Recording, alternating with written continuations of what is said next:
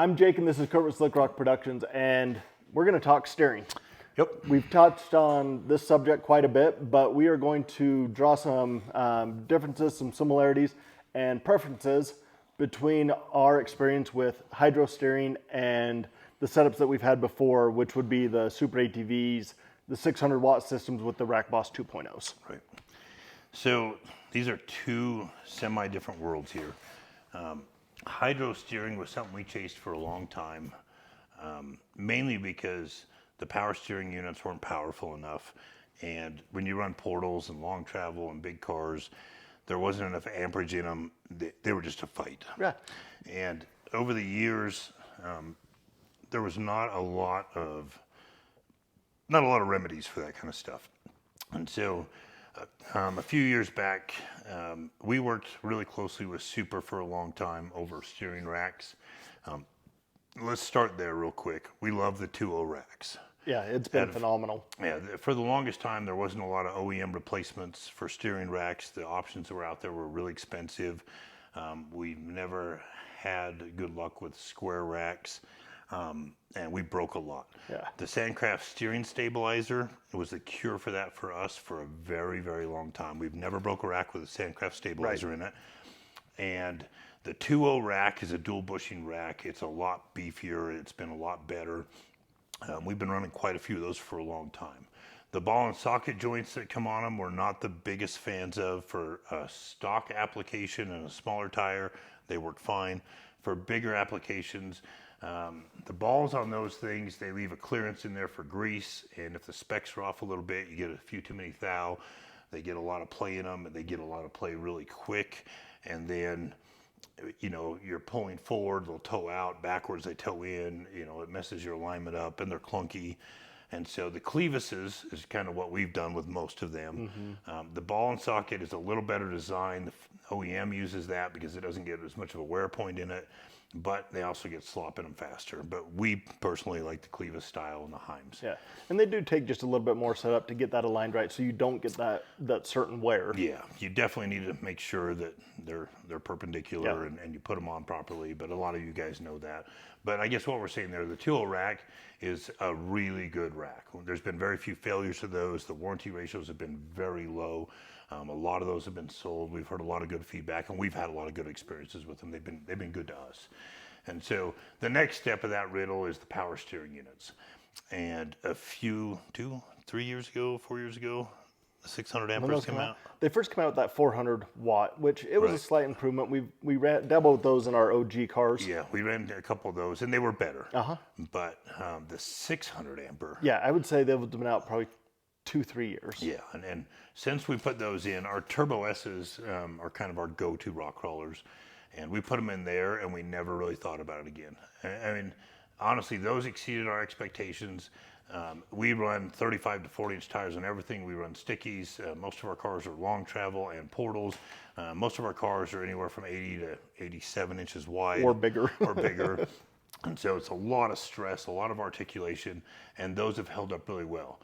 You also need to know that there's multiple applications when it comes to the design of the system.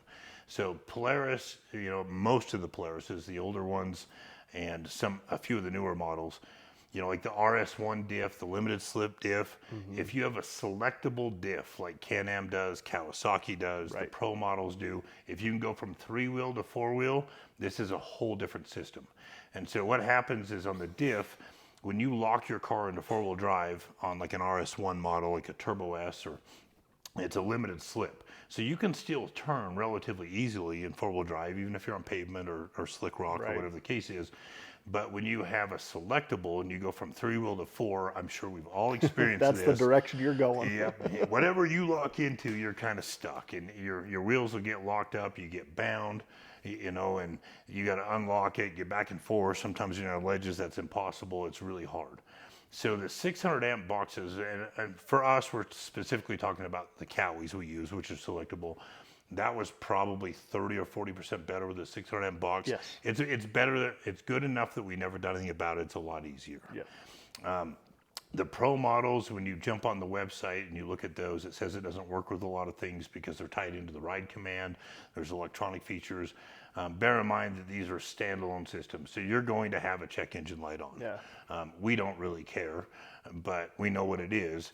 But some of them, it messes with the ride command a little bit. And let me dabble on that because we get that question quite a bit. So in the Turbo S, especially with the electronic shocks, everybody's always wondering because on the side it says it doesn't work with them, like you mentioned. Right.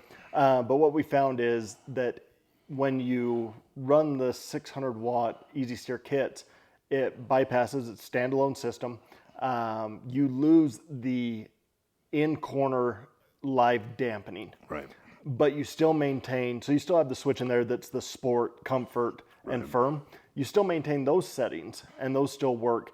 But that's the only thing you do lose. So do they work with them? Yes. We're riding them, running them in both our Turbo S's with dynamics. Right. And it's like when we're talking about, you know, the way that system's designed is for high speed. We don't run sway bars. We don't. I mean, we kind of foregone all that stuff a long time ago. So, I mean, anyway, their website says it's not interchangeable. Another thing you can do, which we've dabbled with a little bit, is you can take the factory unit apart, take the mechanism out of it, leave it plug and play inside of the unit, confuse the system, even though you're on a standalone system. It doesn't. There are some options, and then you guys can reach out to us. We can answer a lot of these questions. We don't need to go real deep into that.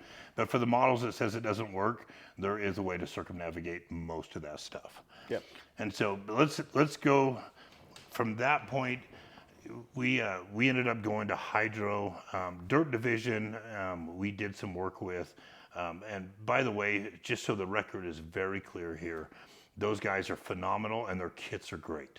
But their application, in our mind, they're a little more application specific. We tried really hard to run their Hydro kits on our Turbo S's. Now the difference in between the Turbo S kit and most of the kits they make, the Turbo S kit comes with a bumper and they mount on the front. A lot of their kits are rack replacements, and so the geometry doesn't change. Yes. The problem we ran into on the Turbo S's was putting them on the front. The ram is higher and it's farther away from your turning radius point. Obviously, you've got to cut up your portal plates, your spindles, and you've got to kind of modify and make your own way here.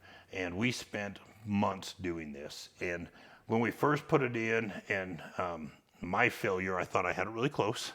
And the geometry was kind of working out on the lift, on the alignment rack, going through the motion.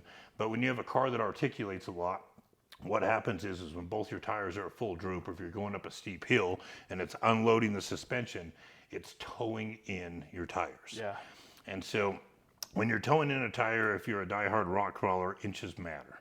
And we're in a situation where you're trying to split, wedges or gaps, and our tires are walking off. And it's like if you're watching out the window on one and you're getting that one straight, the other one's turning in. So it's just really hard to rock crawl. So we went back to the drawing board and we changed that, and we got them where when they're both at full droop, our tow is proper. But then what happens is when you're compressing them, then you're towing out. Yep. So obviously with IFS, camber is going to change as you articulate, but when tow is changing and it's affecting your steering, that's a little bit of a different game. And so when we moved these a lot of times. We cut up a whole bunch of pieces. And it was a process, you're not just making small adjustments on tires or anything, but you are cutting up and re-welding this to move these a 1/16 of an inch every time. Yeah, and we played the spectrum to where we're too far one way, too far the other way, trying to find that perfect spot, and there just isn't one. And so the closest that we got where it was really good for rock crawling when we were in the sand or hitting some whoops, and it's like they're towing out so bad. I mean, we're talking about 2 or 3 inches of tow out.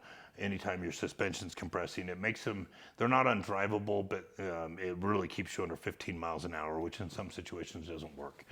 And so as far as Hydro goes, most of their kits, like I said, they're OEM replacements where the steering rack is. That takes all that guesswork out of play. The ones that we were doing were not. They were front ram. There's a lot of benefits to having front ram. Most things operate better when the tie rods are in the front. We made huge, tie rod ends and went massive heims to protect them. We didn't have any failures of those, even though and we not only bashed that, the them a amount lot. of gusseting and stuff we did on the frame, everything. We put a lot of effort into this. And at the end of it, there's 2 things that we came down to with Hydro.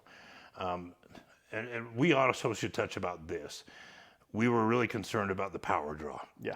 And so, because those are very big rams, we were worried about running capacitors, dual batteries, alternator kits, dual stators. And what we found out is we didn't have to. No, the whole time we ran them, we ran the OEM battery setup. Yep. No Factory stator. upgraded stator or anything. Yeah, and it's like you can dial them in. There's a twist knob at full power. If you were to run like that, you would have problems. But where it's enough that you could turn 40-inch tires and no problem rock crawling, it didn't drain our batteries. There was no electrical issues whatsoever. And to be fair, we were only turning it up quarter of the percentage, of its capability. And when we were night riding, we had stereos on and Yeah. rock lights on and light bars, and we were running a lot of components, and we still didn't have issues. So for anybody who's concerned about that, that's very doable without alternator kits and all that kind of stuff.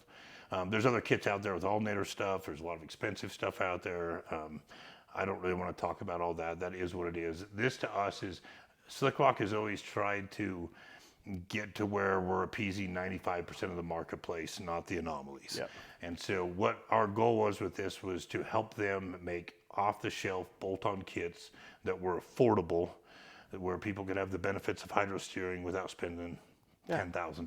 You know? And if that is your option, Kurt had mentioned, they do sell kits where it replaces the factory location. And those kits are phenomenal because you're not messing with geometry at all. The only downside to those is the size of the RAM that you can fit in there. Right. When you the size of the Rams we were running, these are very large Rams.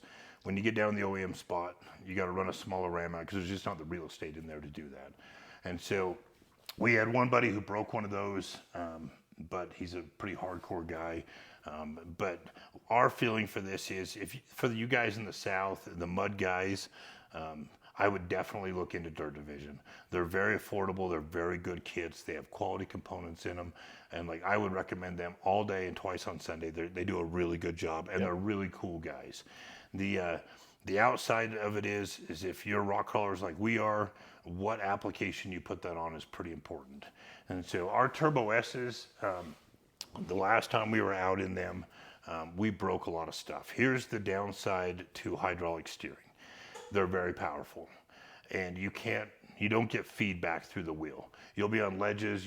If you're kind of paying attention to something else, or you're bumping into a rock, you don't feel that rock. There was a case where I busted an axle. I literally moved a 300 or 400 pound boulder out of my way. Didn't even see it there. I was just turning the wheel, looking on the other side, and it just snapped components.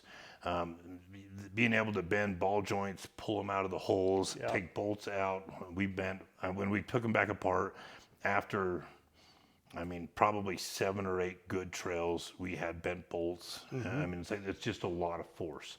And so once again, for the mud guys down there and that application, they make sense to me all day long. In fact, ours are going on our mud cars. When it comes down to really technical rock crawling, is it doable? Yeah. You need to be careful. You need to spend some time getting used to it. But I don't want to, we're not trying to shit on anybody. We think that the higher voltage Super ATV 600 amp is a better deal for that kind of rock crawling. When you talked about, Slick Rock's always been for the 95% out there. And before we changed up and went to hydro, we were completely happy with that. And that's the exact setup that we've gone back to with it. Right. So when we got done, we called Super up. We went back to 2.0 racks, the 600 amp box. For our rock crawlers, it's just the go-to. And, for a lot of you guys out there who are running these, feel free to chime in, and give your comments out there. But the 600 amp box is ample for 35 to 40 inch tires for almost every application. You get down into the 50 inch tire pluses, the mud guys, that's not enough. Will it help? Yeah. It's an inexpensive add-on compared to going hydro. It will help, but in our world, I don't care if you're running a 32-inch tire. You put a 600 amp box on there, you're going to love the steering. They're just so much better. I would argue, obviously we're portal guys. We've been doing this for a long time. Outside of portals, I think those boxes are my favorite go-to add-on. Yeah, I would agree. I think they're the best. Well, because steering's been the number one thing that's plagued us, and it has been the best fix that we have found. Yeah. So, like I said, if you guys want to reach out to us, we're happy to answer any questions you have. I said, there is a place for hydraulic steering, undoubtedly. And we're going to keep dabbling with it, and we're going to keep working with Dirt Division. They're phenomenal guys, and they do a really good job. But I think for our go-to rock crawlers, our happy spot, we cut those up, and we modified them, and we were so happy with where they were. We ended up going back to where we were before. That doesn't mean we're done with it by any means. I said we're putting them on some other cars. We're going to try some new things. We want to look into the factory location ones and put those to the test and see how much abuse those will take, so we can give some honest reviews on those. But to go back to the electric ones, for anybody who struggles with their steering, I don't care what car you're driving, you put a 600 amp box in there, you're at least tripling the voltage that your factory car has. That is a really big deal. On selectable diffs, it's a huge deal. So if you're a guy who's having some trouble steering, and your steering wheel gets ripped out of your hands, or you get bound up and you can't do what you want to do with it, and it's affecting how you ride and you wheel, definitely look into a Super ATV 600 amp box. It'll save your butt.